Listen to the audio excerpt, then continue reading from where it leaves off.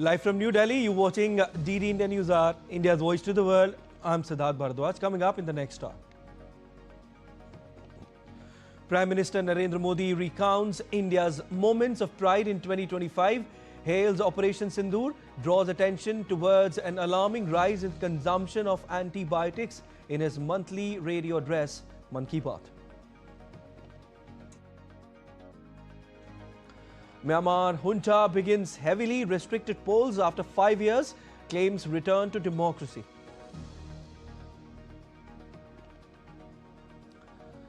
Trump and Zelenskiy to meet in Florida to discuss Ukraine peace plan. Russia captures Zaporizhia's second largest city, accuses Ukraine of prolonging conflict. And dominant Indian women's cricket team eye series sweep against Sri Lanka in the 4th T20 in Thiruvananthapuram today.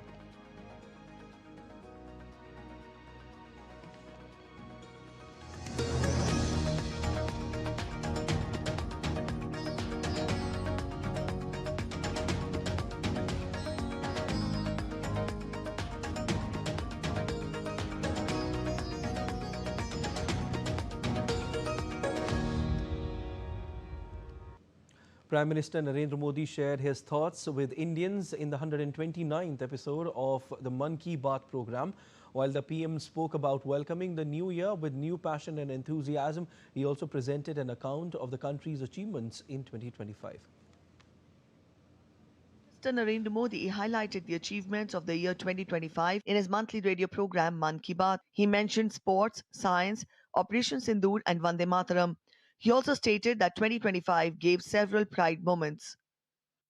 कुछ ही दिनों में साल 2026 दस्तक देने वाला है और आज जब मैं आपसे बात कर रहा हूं तो मन में पूरे एक साल की यादें घूम रही हैं। कई तस्वीरें, कई चर्चाएं, कई उपलब्धियां जिन्होंने देश को एक साथ जोड़ दिया। 2025 ने हमें ऐसे कई पल दिए जिन पर हर भारतीय को गर्व हुआ। देश की सुरक्षा से लेकर खेल के मैदान तक, विज्ञान की प्रयोगशालाओं से लेकर दुनिया के बड़े मंचों तक भारत ने हर जगह अपनी मजबूत छाप छोड़ी।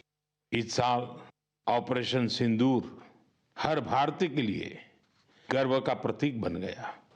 दुनिया ने साफ देखा, आज का भारत अपनी सुरक्षा से कोई समझौता नहीं करता।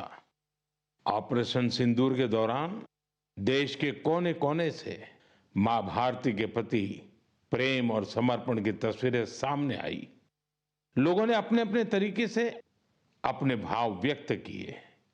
साथियों, यही जज्बा तब भी देखने को मिला जब वंदे मातरम के 150 वर्ष पूरे हुए। The Prime Minister also recalled the achievements in the field of sports and space, likewise the moment of women's cricket team creating history by winning the World Cup for the first time. खेल के लिहाज से भी एक यादगार साल रहा। हमारी पुरुष क्रिकेट टीम ने आईसीसी चैंपियंस ट्रॉफी जीती। महिला क्रिकेट टीम ने पहली बार विश्व कप अपने नाम किया। भारत की बेटियों ने women's blind T20 world cup जीतकर इतिहास रच दिया। एशिया कप T20 में भी तिरंगा शान से लहराया। पैरा एथलीटों ने विश्व चैंपियनशिप में कई पदक जीतकर ये साबित किया कि कोई बाधा हौसलों को नहीं रोक सकती। विज्ञान और अंतरिक्ष क्षेत्र में भी भारत ने बड़ी छलांग लगाई। शुभांशु शुक्ला पहले भारतीय बने जो इंटरनेशनल स्पेस स्टेशन तक पहुंचे। Prime Minister Modi in his Mann Ki Baat also mentioned about India's faith and culture. He urged the countrymen to move forward with new hopes and new resolutions in 2026. पर्यावरण संरक्षण और वन्य जीवों की सुरक्षा से जुड़े कई प्रयास भी 2025 की पहचान बने। भारत में चीतों की संख्या भी अब 30 से ज्यादा हो गई है। 2025 में आस्था, संस्कृति और भारत की अद्वितीय विरासत सब एक साथ दिखाई दी। साल के शुरुआत में प्रयागराज महाकुंभ के आयोजन ने पूरी दुनिया को चकित किया। साल के अंत में अयोध्या में राम मंदिर पर ध्वजारोहण के कार्यक्रम ने हर भारतीय को गर्व से भर दिया। स्वदेशी को लेकर भी लोगों का उत्साह खूब दिखाई दिया। लोग वही सामान खरीद रहे हैं जिसमें किसी भारतीय का पसीना लगा हो और जिसमें भारत की मिट्टी की सुगंध हो। आज हम गर्व से कह सकते हैं 2025 ने भारत को और अधिक आत्मविश्वास दिया है। ये बात भी सही है, इस वर्ष प्राकृतिक आपदाएं हमें झेलनी पड़ी, अनेक क्षेत्रों में झेलनी पड़ी।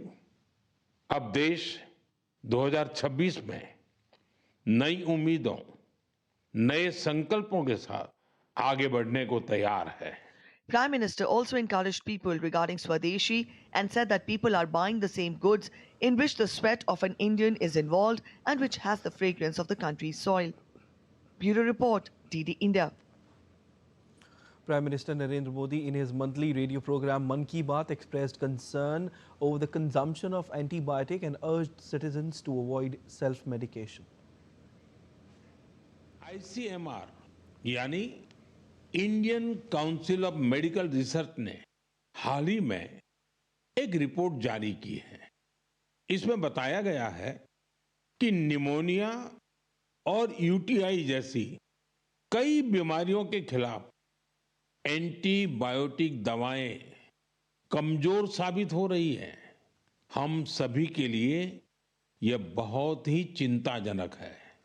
रिपोर्ट के मुताबिक इसका एक बड़ा कारण लोगों द्वारा बिना सोचे समझे एंटीबायोटिक दवाओं का सेवन है।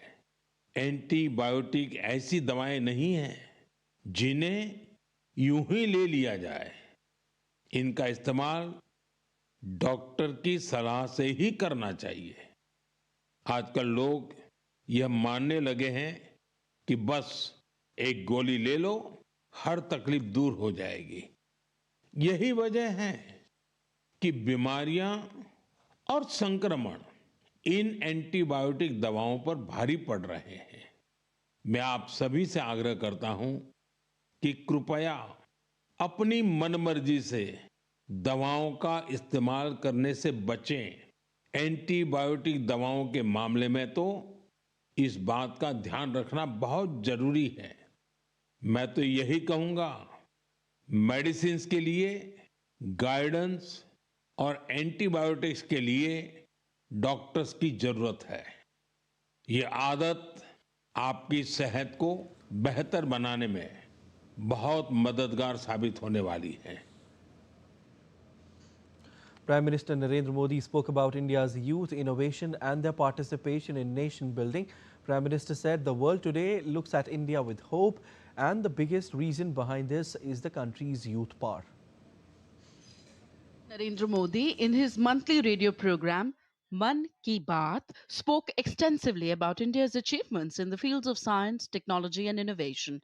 Prime Minister Modi lauded the energy, awareness and the can-do spirit of the country's youth.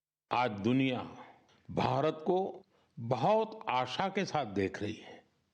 Bharat से उम्मीद की सबसे बड़ी वजह है हमारी युवा शक्ति। विज्ञान के क्षेत्र में हमारी उपलब्धियां, नए नए इनोवेशन, टेक्नोलॉजी का विस्तार, इनसे दुनिया भर के देश बहुत प्रभावित हैं। Prime Minister Modi described the curiosity of the youth as a vital asset for the country's interest. Mentioning the Viksit Bharat Young Leaders Dialogue, he called it a platform where young people can share their ideas directly. The program will be organized on the occasion of the National Youth Day. मेरे युवा साथी कई बार मुझसे ये पूछते हैं कि nation building में वो अपना योगदान और कैसे बढ़ाएं, वो कैसे अपने आइडिया शेयर कर सकते हैं। कई साथी पूछते हैं कि मेरे सामने वो अपने आइडियाज का प्रेजेंटेशन कैसे दे सकते हैं। हमारे युवा साथियों की इस जिज्ञासा का समाधान है विकसित भारत यंग लीडर्स डायलॉग। पिछले साल इसका पहला एडिशन हुआ था। अब कुछ दिन बाद उसका दूसरा एडिशन होने वाला है। अगले महीने की 12 तारीख को स्वामी विवेकानंद जी की जयंती के अवसर पर राष्ट्रीय युवा दिवस मनाया जाएगा। इसी दिन यंग लीडर्स डायलॉग का भी आयोजन होगा और मैं भी इसमें जरूर शामिल होऊंगा।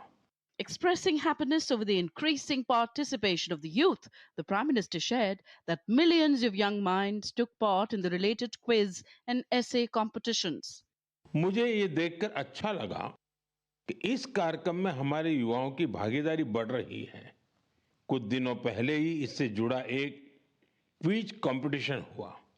इसमें 50 लाख से अधिक युवा शामिल हुए।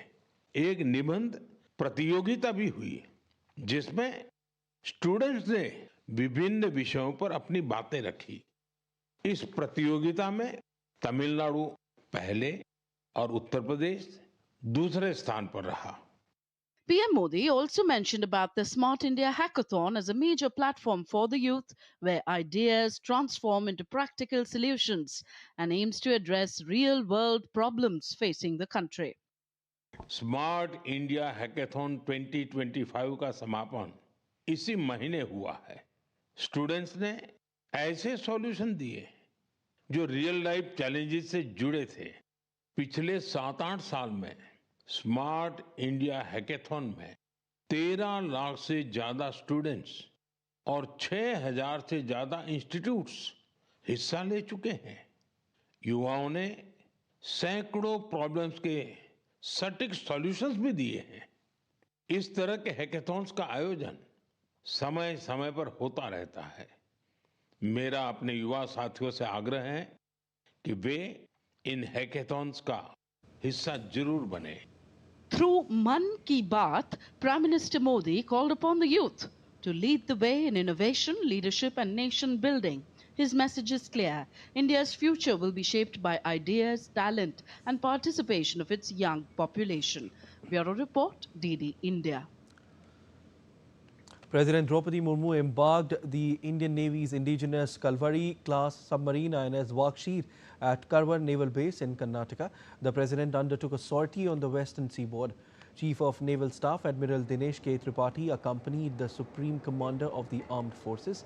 The maiden sortie on board a Kalvari-class submarine by President Draupadi Murmu is the second by President of India after former President Dr. APJ Abdul Kalam.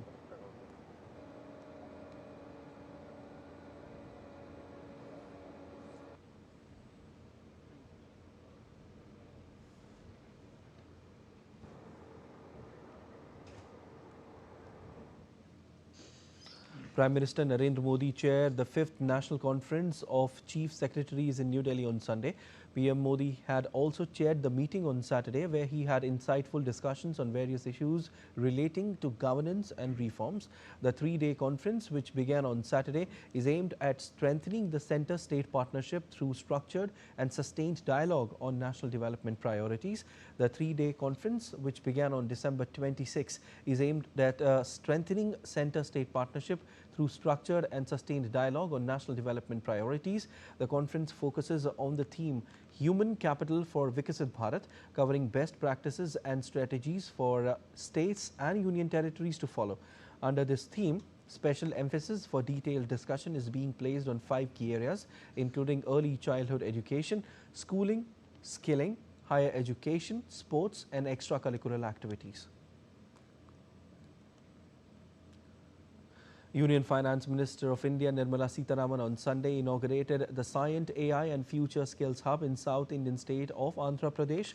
The Scient AI and Future Skills Hub will train 300 rural youth every year with a strong emphasis on practical, hands-on learning to improve employability and entrepreneurship prospects.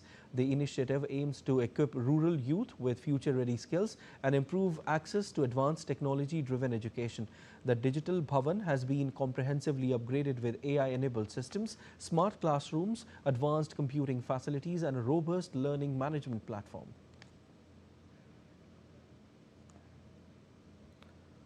And still to come on DD India Newshour. Israeli PM Netanyahu to meet US President on Monday, 5th meeting between the two leaders this year.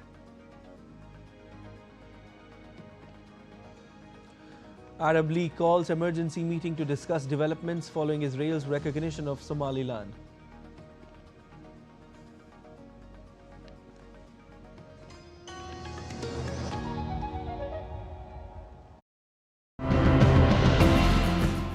Our choices now are slowly evolving. Cost and convenience still matter, but so does the planet. We are now replacing everyday items with greener and more sustainable alternatives for a better future.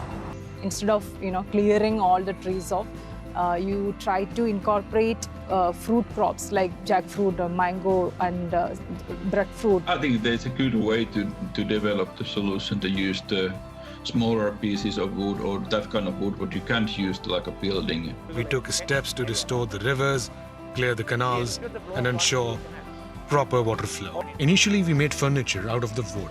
So we thought of an alternative and decided to make it into biochar. Now we supply this biochar to tea factories and boiler industries.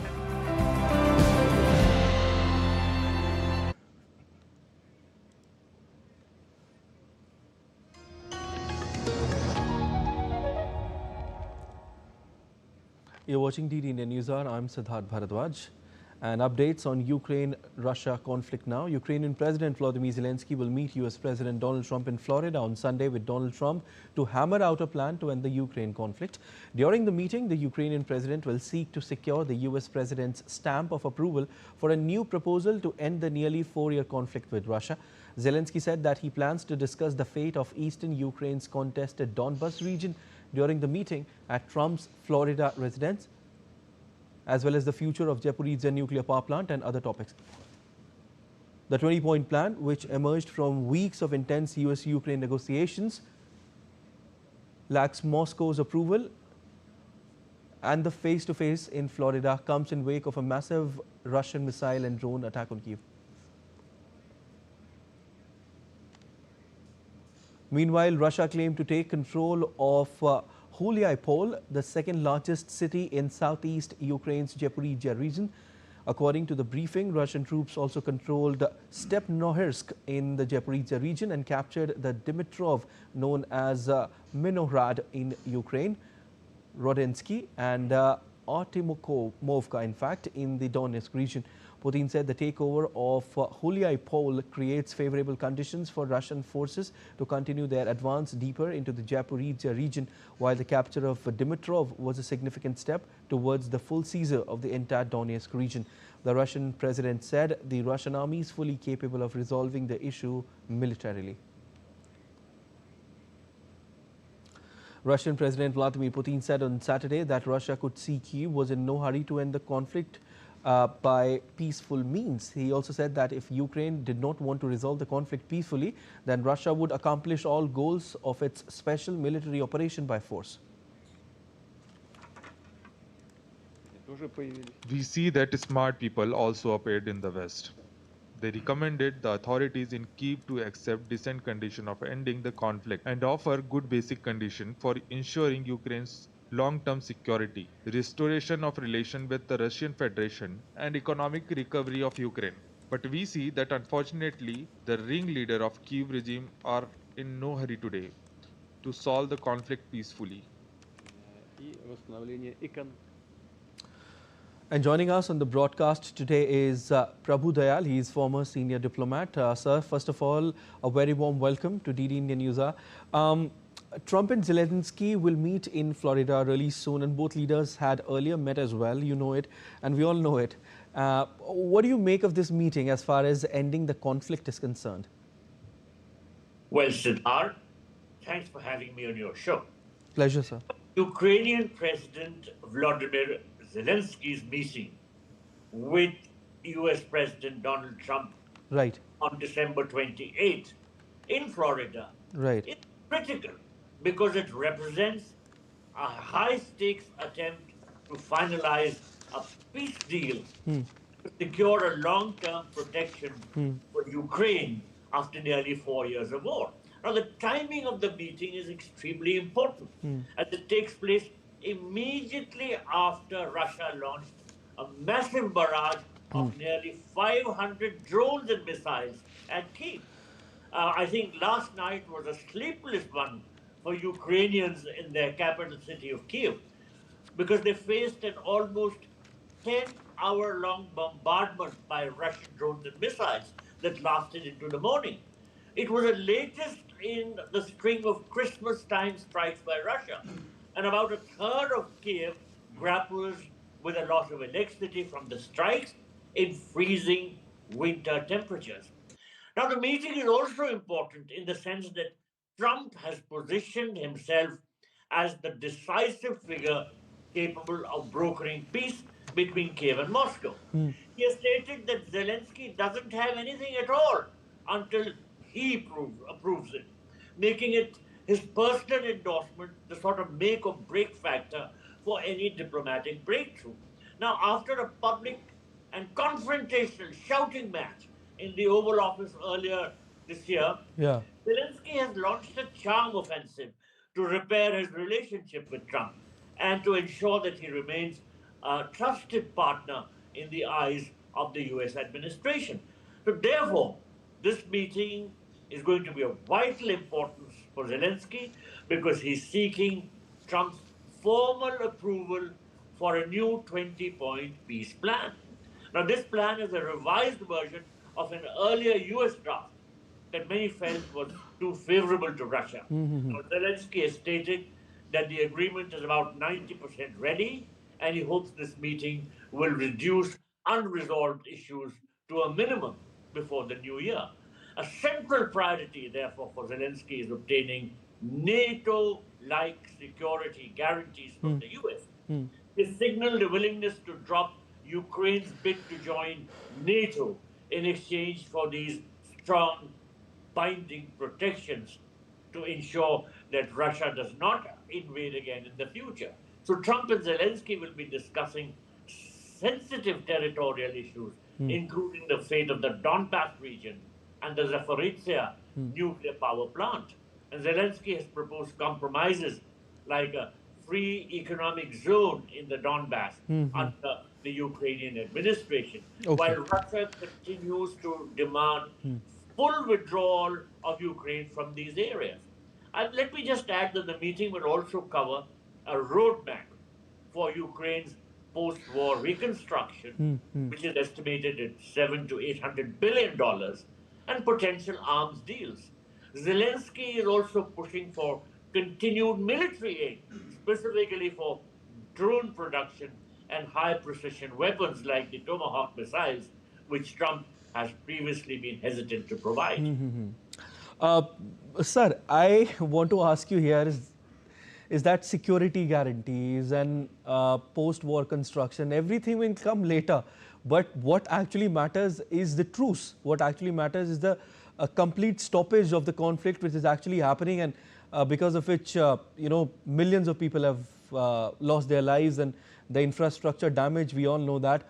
Trump and Zelensky, they are expected to discuss many things, including peace plan, security guarantees. But my question here is that, again, I would go back there. Things like security guarantees will come once there would be all-out peace. Are these discussions relevant at this time?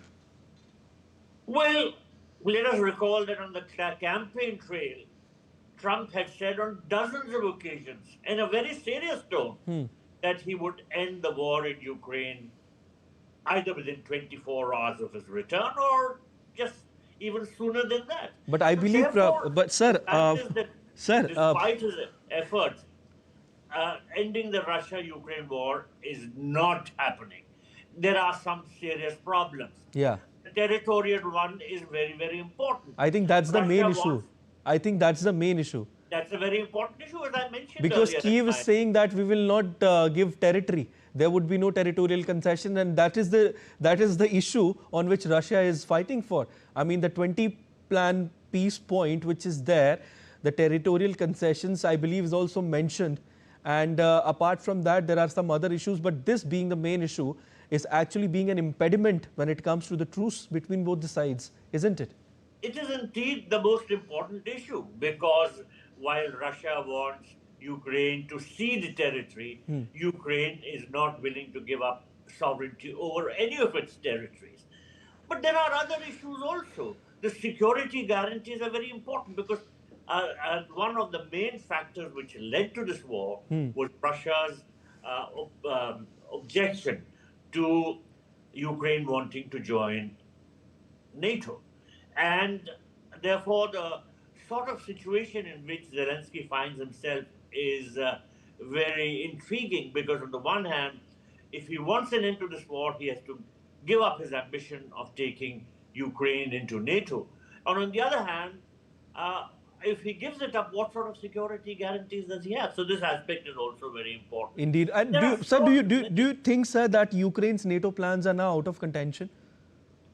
Well, it seems so, because he is willing to give up Ukraine's membership desires of NATO, but in return he wants very, very firm NATO-like security guarantees. But of course, as you said, the territorial issues are paramount because Ukraine doesn't want to give up any of its territory, while Russia is insistent on Ukraine doing so. And Russia has said that it will continue to occupy the territories, in fact, enlarge.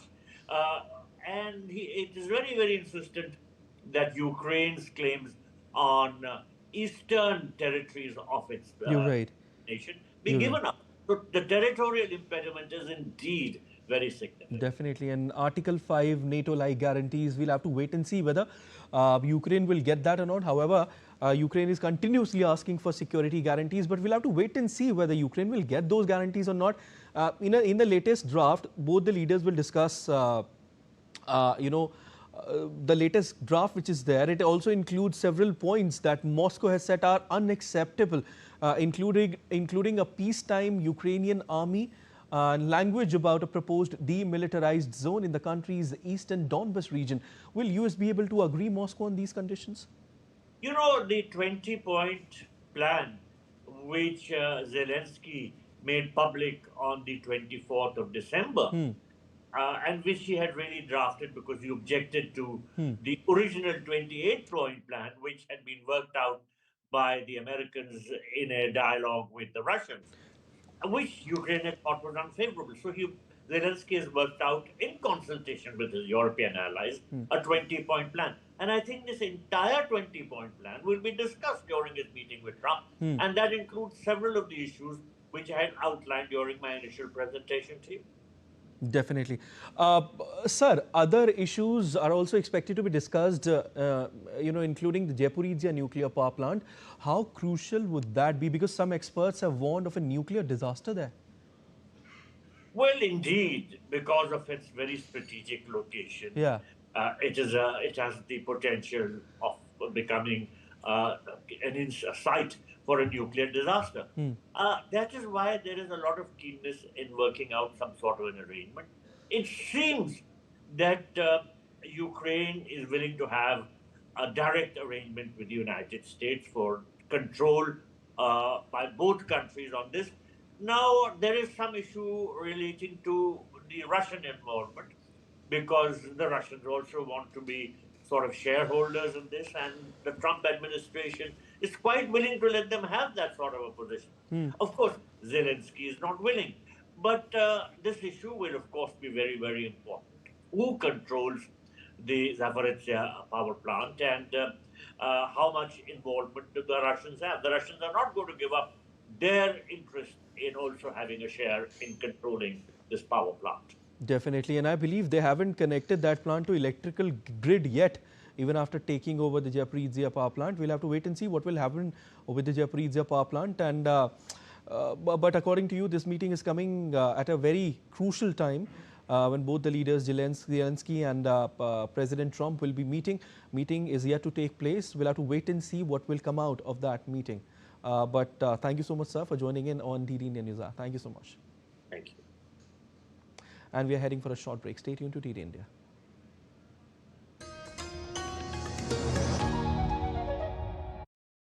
Can the US launch a bombing campaign against Iran? The Philippines vessel suffered structural damage. The saga of child sexual abuse is the United States China's debt trap strategy. Truth is stranger than fiction.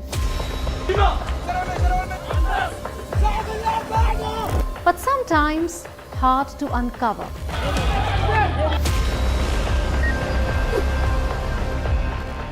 Trust us to tell the truth, unadulterated and pure, of every story that matters to you.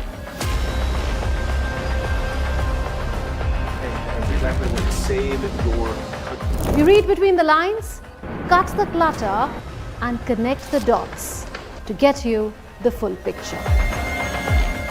Watch Connecting the Dots at these times with me, only on DD India.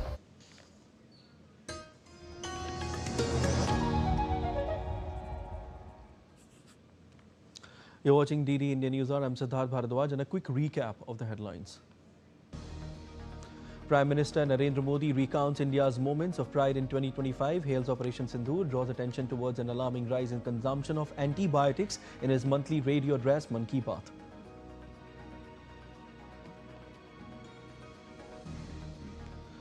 Myanmar's junta begins heavily restricted polls after 5 years, claims return to democracy. Trump and Zelenskiy to meet in Florida to discuss Ukraine peace plan. Russia captures Zaporizhia's second largest city, accuses Ukraine of prolonging conflict. And dominant Indian women's cricket team ICD sweep against Sri Lanka in the 4th T20 in Thiruvananthapuram today.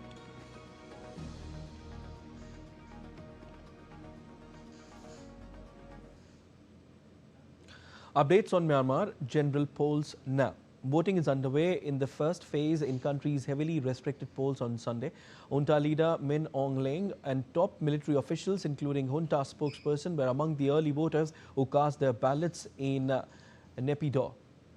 The ruling junta touts the exercise as a return to democracy 5 years after it ousted the last elected government, triggering civil war.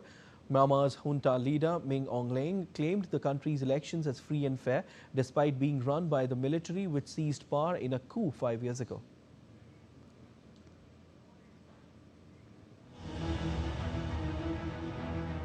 Despite the ongoing civil war in the country and widespread violence undermining the process, Myanmar held its first general election since the 2021 military coup on Sunday. Now let us understand that why is Myanmar holding an election? Military ousted the elected government of Aung San Suu Kyi.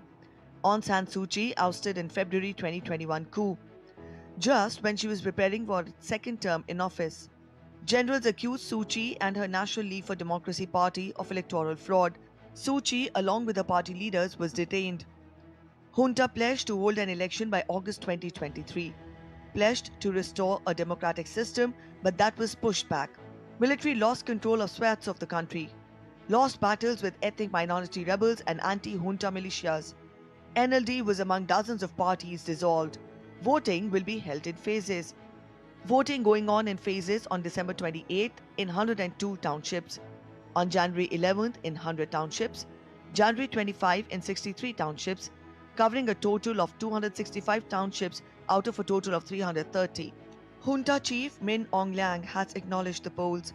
Dates for counting and results have not been publicized. Previous elections used a plurality system.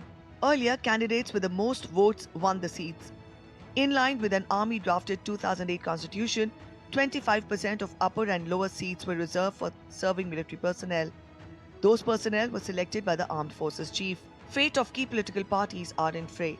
Only 6 parties are competing on a national level, with 51 contesting with a single region or state. Many parties from last 2 elections have disbanded and anti-junta rebels have opted out. Only junta-approved parties remain, including military's proxy Union Solidarity and Development Party. USDP had won last election held by a junta in 2010. USDP is fielding 1,018 candidates, a fifth of the total registered. USDP, led by former generals, was routed by NLD in landslides in 2015 and 2020 elections. In 2010, armed forces held 25% of legislature, with USDP allies expected to win many seats. Military will have power to influence who becomes the president, government formation, and judicial and civil service appointments. World also reacted to the Myanmar polls. The UN, Western countries, and human rights groups call the system a sham to sustain military rule. The ASEAN bloc, including Myanmar, has called for a fair and inclusive election. Junta Chief Min Aung Hlaing has made a major diplomatic push this year to win support for polls.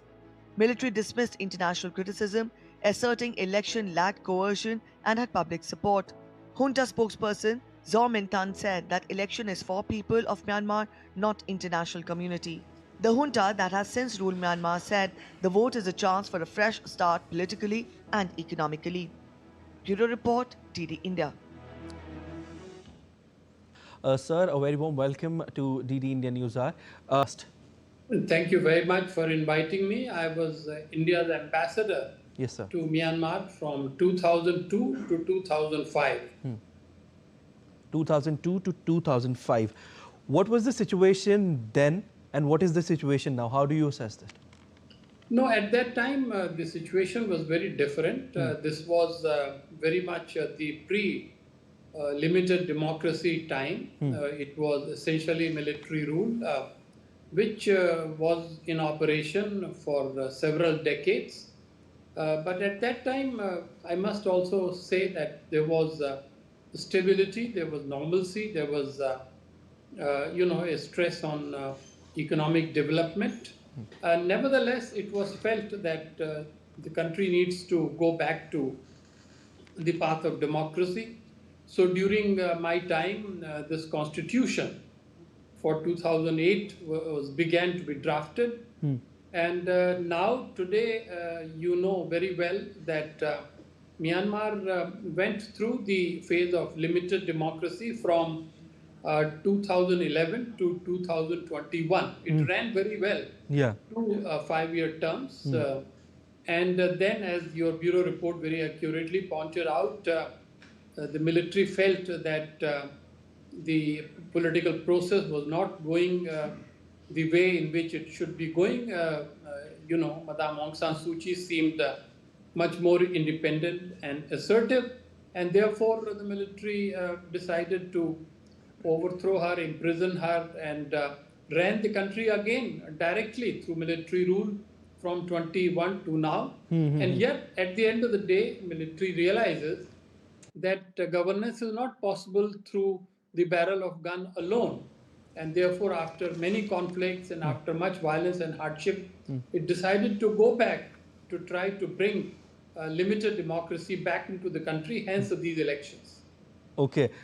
What you've just said, I'm asking a question on it, that junta leaders claimed the country's elections as free and fair, despite being run by the military, which we all know seized power in a coup 5 years back in 2021. So, how do you react on this statement by the junta leader? No, I think there are two realities today, and they are competing for our attention and our support. One reality is presented by the military government, which says that we want to hold elections as per the Constitution of 2008. Okay. And all those who are skeptical about it are opposing the return to limited democracy, and they will have to be dealt with. On the other hand, the other perception is of the opposition, of the resistance forces, which say that it's a sham election meant for the army to secure some legitimacy. And this is also divided at the international level, as your report pointed out. Yeah. The Western powers share the idea of the resistance forces, but others, particularly in Asia and the neighborhood, they believe that the military government is doing more or less the right thing, and therefore it should be supported. Okay. So are these elections strategically happening behind the facade of the common people or behind the facade of a law? No, to quite a considerable extent, I think they are very much open and accessible elections based on the current laws and constitution enforced by the constitution. And they are taking place in roughly about 80% of the townships. The other townships are outside the domain of elections because they are not under the control of the military government. They are controlled by the ethnic armed organizations. But I think I have done a serious research and study, and I feel that if these three-phased elections can be held peacefully, and if it could be shown that a large substantive part of the population has taken part in them, then even if they are being offered very limited choices in terms of the political parties, etc., the very fact that elections may have taken place, this can be seen as some improvement, and the return even to limited democracy will be better than the naked civil war, violent civil war, which has been going on since 2021. Okay, so something is better than nothing in this situation. Absolutely. Okay, how crucial are these polls for the people of Myanmar? Well, the people of Myanmar have really suffered very badly. Right. For the last 4 years, there has been, strife. There has been slowdown of the economy. There has been lack of employment. There has been lack of security. So they have suffered. They are looking for some stability and normalcy. They know that this is not the ideal democratic regime that is being brought back. This will be eventually dominated by what we call the King's Party in Myanmar, USDP. Okay. But even with USDP in power back in 2011 to 2016, there was a considerable positivity in the system. So I think while we should remain very clear that this is all a limited progress, hopefully it will take the country in the right direction, especially if after the election the new government begins to open negotiations and dialogue with the democratic forces of the country. Very quickly, sir, before we let you go, do you see some China factor in these elections? The China factor is prevalent in Myanmar no matter what happens. So your question is a great question. Yes, indeed. China has fully supported this electoral process. China played a role to ensure that the ethnic armed organizations which were opposed to the government slowly fell in line, and China is among the countries which has sent a team of electoral observers to Myanmar, as India has done, Russia has done. So yes, China is supportive, and China's support matters to the government in Myanmar. All right, sir. With this, thank you so much for joining in on DD India Newshour. Thank you so much, Ambassador. Thank you. Thank you. Bye-bye.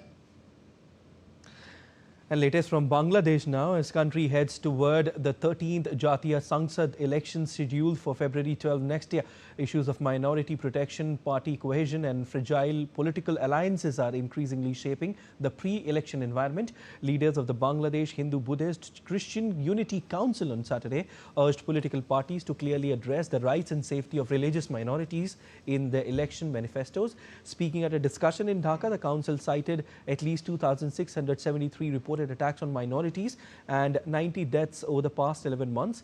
Speakers warned that the growing use of religion in politics risks weakening social cohesion and jeopardizing a credible election, while calling on the interim government to ensure minority security before and on polling day.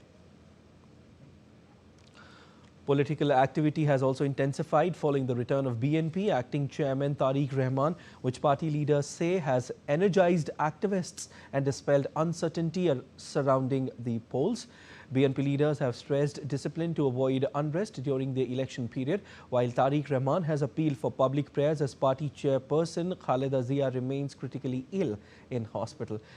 At the same time, tensions are rising within both emerging and established political alliances. Within the National Citizen Party, a group of female leaders has openly opposed reported moves to forge an electoral alliance with Jamaat-e-Islami, arguing that such a partnership would contradict the spirit of the 1971 War of Independence and July uprising.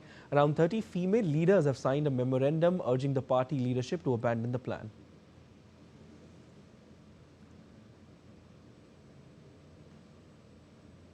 Israeli Prime Minister Benjamin Netanyahu is scheduled to meet US President Donald Trump in Florida on Monday. According to Israeli officials, the visit is regarded as crucial for determining the next steps in fragile Gaza truce plan. This will be Netanyahu's fifth visit to the United States to meet Trump this year. His trip comes as the Trump administration, along with regional mediators, works to advance to the second stage of the ceasefire between Israel and Hamas in the Gaza Strip.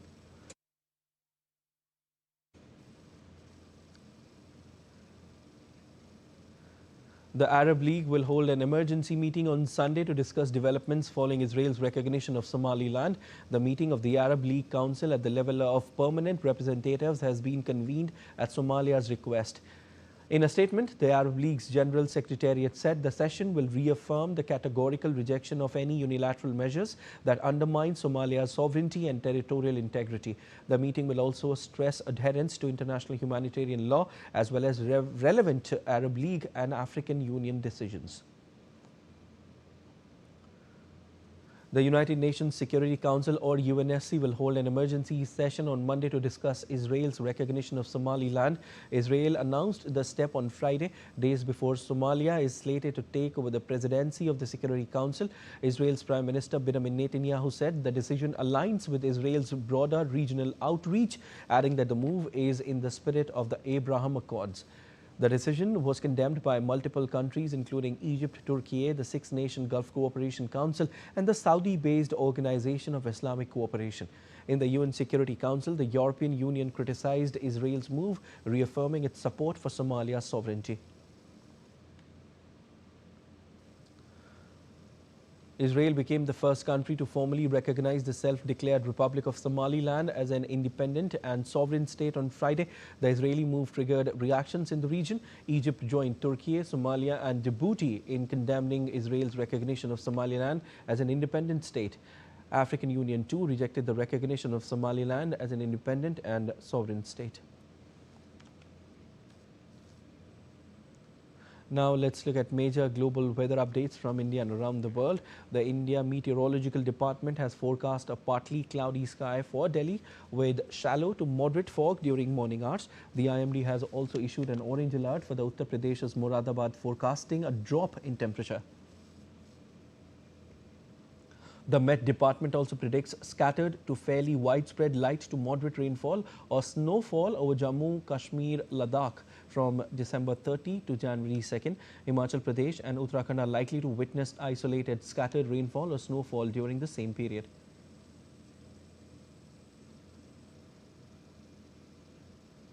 The United States heavy rains has triggered flash floods and mudslides across Southern California. They have begun to ease. Residents in hard-hit mountain of the Wrightwood are clearing mud and assessing damage as strong winds earlier toppled trees and power lines, leaving many without electricity. Meanwhile, a mix of snow and ice swept across the U.S. Northeast, disrupting post-holiday travel and prompting weather emergency declarations in New York and New Jersey.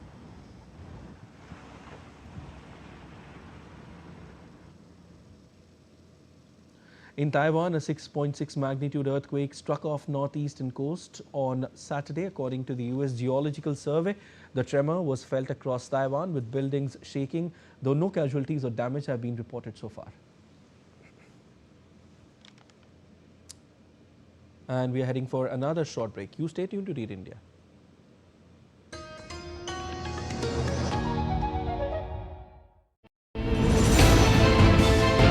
Geopolitics and trade deals, economic challenges amid development, hard work and the path to prosperity. It's the economy always. Between walkers, money is what money does and says. Supply creates its own demand. Between the bulls pulls and bears tears. When supply chains globalization and India rises to the podium.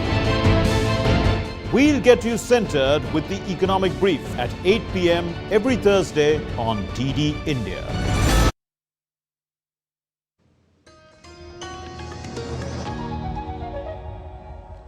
You're watching DD India News Hour. Time now for some sports news. And after securing an unassailable 3-0 lead, a dominant Indian women's team aims to extend their superior form against Sri Lanka in Sunday's 4th T20I in Thiruvananthapuram, Kerala today. Amranpreet Kaur's side has completely overwhelmed the visitors, consistently chasing down targets without allowing the opposition a foothold in the series. India restricted Sri Lanka to scores under 130 in every outing and successfully reached those targets while losing no more than 3 wickets per match. The batters have bagged the bowlers. Both Shafali Verma and Jemima Rodriguez struck fluent 50s, ensuring comfortable finishes in each case. In fact, in each chase, For Sri Lanka, the fourth T20I is about redemption. Captain Chamaria Tapatu has shouldered much of the responsibility, but support from the likes of Hasini Pereira and Kavisha Dilhari will be crucial if the visitors want to secure a consolation win. The selection committee has picked the India Under-19 squad for the upcoming three-match one-day series against South Africa and the ICC Men's Under-19 World Cup, scheduled to be held in Zimbabwe and Namibia from January 15, 2026. Prior to the World Cup, India Under-19 will tour South Africa for a three-match one-day series. In the South Africa tour, Vaibhav Suryavanshi will lead the side, while in the World Cup, Ayush Mahatre has been named as skipper. Ayush Mahatre and Vihan Malhotra have sustained wrist injuries and will miss the South Africa tour. India have a strong middle order in the form of Vedant Trivedi, Abhigyan Kundu and Harvansh Singh. India also boasts a formidable bowling lineup which features the likes of Udav Mohan, Yuvraj Gohil and Rahul Kumar. Five-time champions India have been placed in Group B alongside New Zealand, USA and Bangladesh.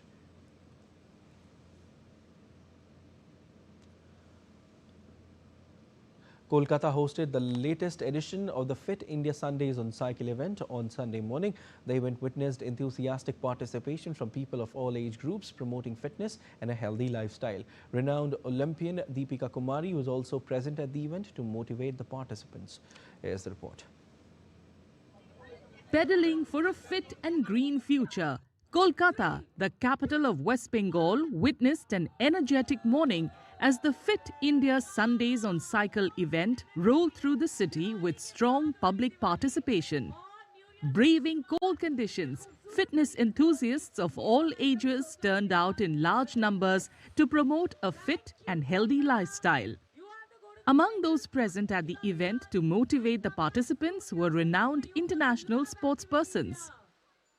बहुत ही अच्छा initiative है जो कि 20 लाख से ज़्यादा लोग already country में भाग ले चुके हैं और ये लास्ट लेग चल रहा है कोलकाता में and I am lucky to be here invited here एंड ये देख के बहुत ही अच्छा लग रहा है कि बहुत सारे इतने सुबह सुबह ठंड को मतलब लड़ते हुए आ गए यहाँ पे और इतने सारे साइकिल लेके एक फिटनेस का तो है ही है मगर इसमें एक और एनवायरनमेंट प्रोटेक्शन का भी है जैसे जीरो एमिशन साइकिलिंग हम लोग करते हैं क्योंकि इसमें कोई एमिशन नहीं है गाड़ी को हम लोग छोड़ के साइकिलिंग अगर करेंगे तो एनवायरनमेंट को भी फायदा होगी ये बहुत अच्छा इनिशिएटिव है to the nature to the human being एक फिट इंडिया के तरह से देखा जाए तो इंसान भी फिट हो जाएगा साइकिल को लेके एंड टू द नेचर हम वापस आना चाह रहे हैं बोलते ना ग्रीन सिटी बनाने के तरफ ताकि हम नेचर को कंट्रीब्यूट कर सके सो एक बहुत अच्छा इनिशिएटिव है एज अ ह्यूमन पर्सन भी और एज अ नेचर भी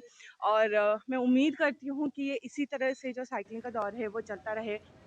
Launched in December 2024, Fit India Sundays on Cycle initiative is a nationwide fitness movement that inspires citizens to adopt healthy and sustainable lifestyles.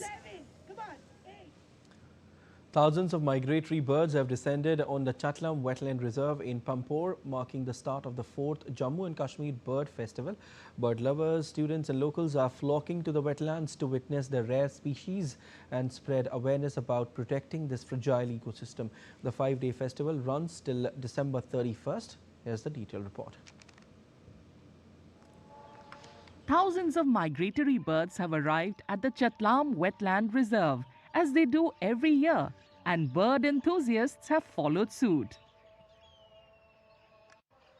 The wetland in Pampore in Pulwama district is currently hosting the 4th edition of the Jammu and Kashmir Bird Festival, and Saturday marked the first day of the 5-day event. If birds can travel thousands of miles to their winter home in Pampore, locals argue that the least they can do is welcome them warmly.